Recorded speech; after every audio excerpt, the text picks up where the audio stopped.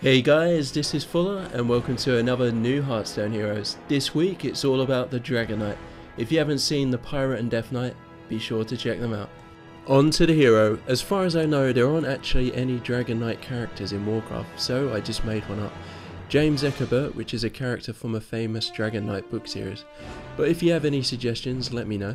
For the hero power, I went with Empower. It's similar to Warlock's Life Tap. For 2 mana, gain 3 mana crystals this turn only and take 3 damage.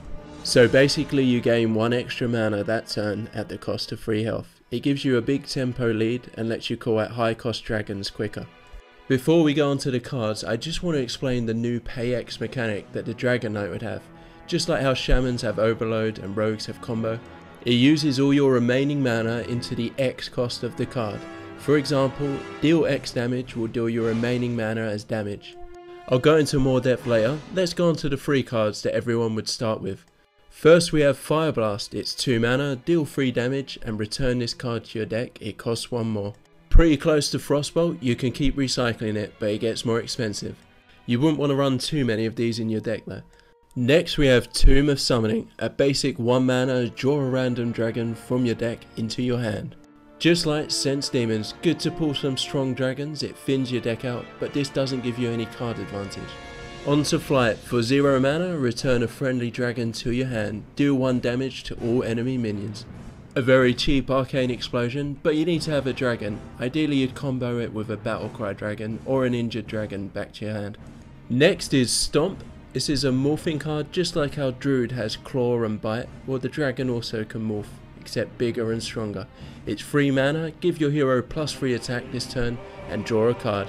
So sort of a cross between Claw and Hammer of Wrath. If you're using your hero power and disc to remove minions, you need to be careful about your health dropping too low rapidly.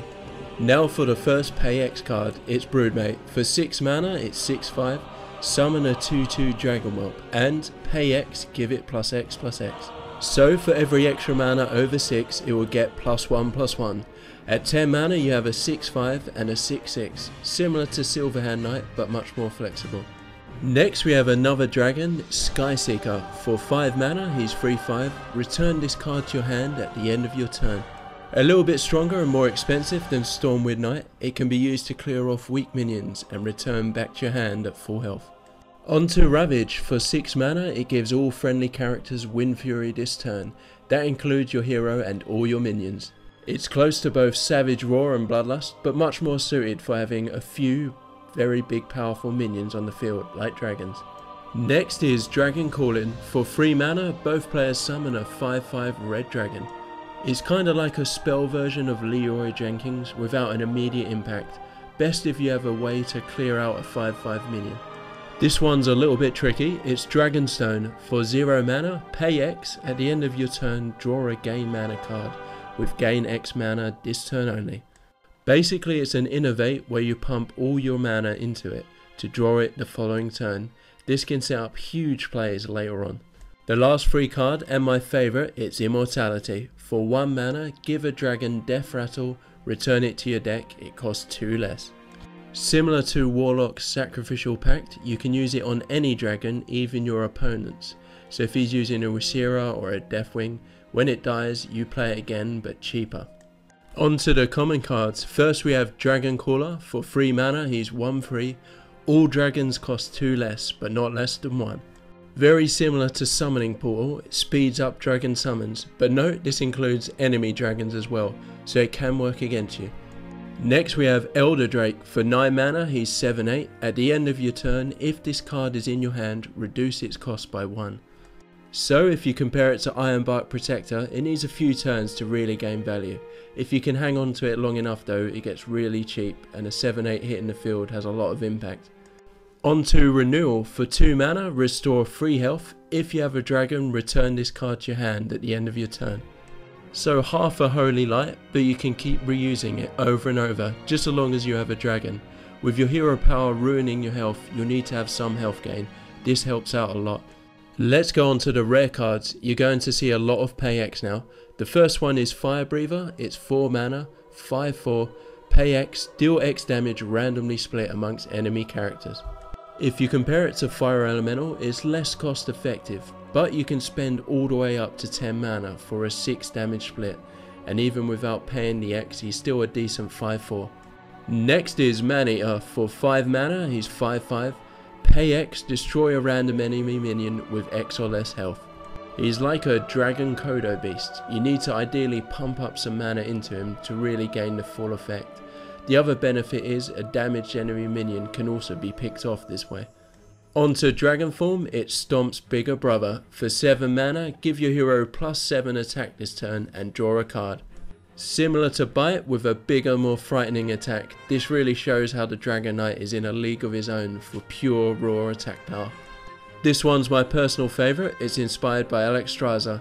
It's Breath of Life. For 5 mana, deal 5 damage and PayEX summon X/2/1 dragon hatchlings. Now even if you can't afford the PayEX cost, it's a straight 5 mana, 5 damage, which is pretty good. Anything more and you're flooding the field with small token units. Let's move on to the epics. First is Ice Breath. It costs 0 mana. PayEX, deal X damage randomly split amongst enemy characters and freeze them. Less efficient than Arcane Missiles and Avenging Wrath, but much more versatile at any stage of the game, and it freezes. Next is Rebirth. For 5 mana, destroy a friendly dragon, summon a random dragon from your hand into the battlefield. Quite close to Mind Games, but you need to have a dragon on the battlefield ready to sacrifice, and ideally a big dragon waiting in your hand like a Wisira. Lastly, we have Fusion. For 7 mana, give a minion +6/+6 and PayEX, draw X cards. It's like a cross between Blessing of Kings and Sprints. Ideally you spend a full 10 mana for the full value of drawing 3 cards.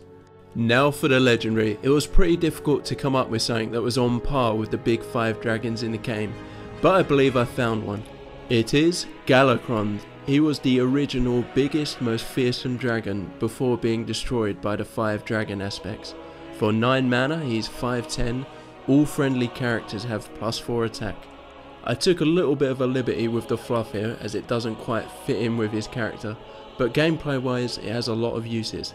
So with this, your hero will always have +4 attack every turn so long he's on the field, and you gain it instantly the second he's summoned.